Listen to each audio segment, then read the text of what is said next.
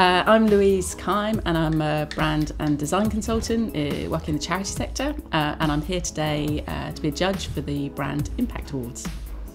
I'm Jim Sutherland. I'm a graphic designer, run Studio Sutherland, and I'm here judging the Brand Impact Awards today.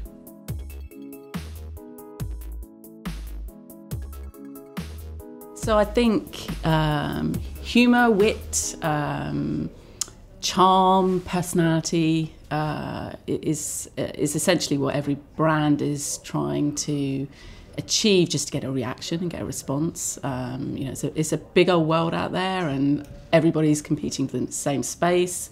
More and more people are having one-to-one interactions on social media, for example. And brands constantly feel the need to get some kind of reaction, some kind of emotional response, whether that's a little snigger or a tear in the eye, or and humour is one way of achieving that. I think it's tough to achieve. I think brands are working very, very hard at the moment to get easy laughs. But actually, really good,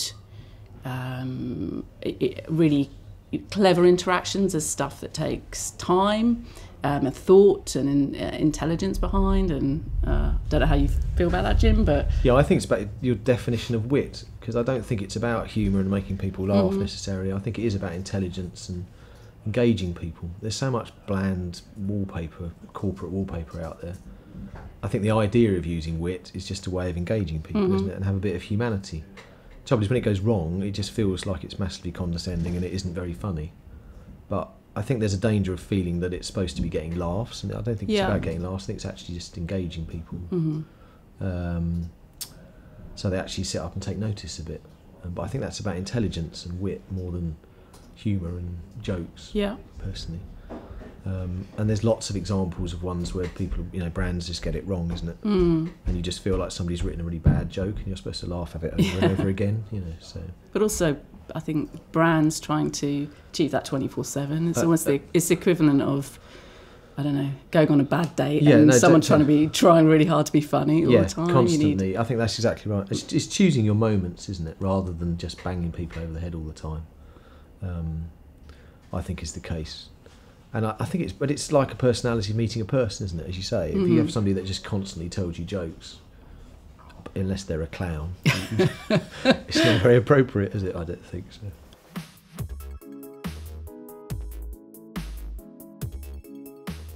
I think it's a combination of visual and verbal, isn't it? There's no way of separating out the two things. Some people do it through more language, some people do it more visually, but you need to have a combination of both, I think. I think the key, which goes back to the previous point, is that it's about being genuine, isn't it? That's, that if you need to be engaging and witty, there's a time to do that. And if you need to be more serious, there's a time to do that. I don't want my bank telling me jokes about what they're doing or not doing with my money, So I think it's about appropriateness and genuineness, that you feel like somebody's not just trying to pull the wool over your eyes. I think understanding your audience, because if you're going to be behaving empathetically, you have to really relate to your audience and understand the situations they're in, and finding, talk about appropriate moments. It could be totally dependent on what the purpose of what you're trying to achieve is, but also where your audience are at a certain moment. It's kind of, in a way, it's easier to do in the charity sector because you're very closely kind of connected to people and where they're at in their lives.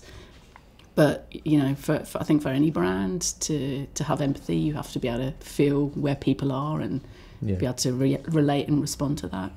And just be honest. Yeah, that's the key. I think that's the key to it all. That you're never empathetic with somebody when you don't feel like they're telling you the truth. That's when you're not having anything with them. So it's hard to. I think it's really hard to achieve because for a small organisation, that's there's you probably act more as individuals and more as human beings.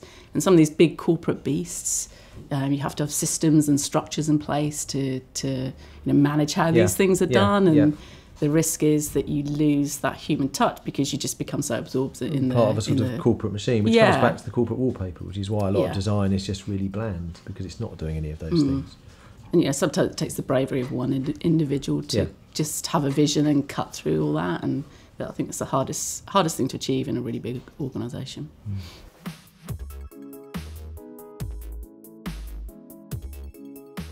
It's hard for anyone to achieve in some ways. That's why you very rarely see anything that really moves you, I think, because it just feels so bland a lot of the time. But that kind of, ideas, that kind of stuff, it's very, it's one of these things, as soon as you try to achieve it, it all goes wrong. I think that's a really interesting point, isn't it? When it works really well is when it feels effortless, doesn't it?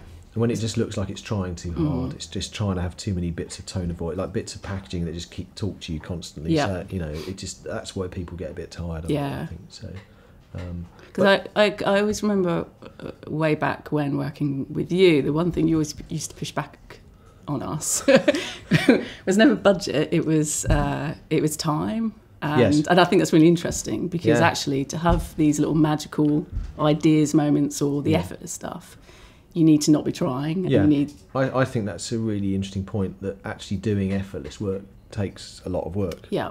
And it takes a lot of time to come up with something that looks like you came up with it really quickly, because it just feels like the right solution, I think. I mean, the danger with it all, I think, sometimes you present stuff and people are a bit like, well, that must have taken you 3 minutes to think of. But actually, that's the secret with it, isn't it? And that's, I mean, as an example for me, in design terms, like the V&A logo that Alan Fletcher did, just looks effortless, and you just think, well, that's just the right solution to do. That doesn't mean that's the first thing he came up with.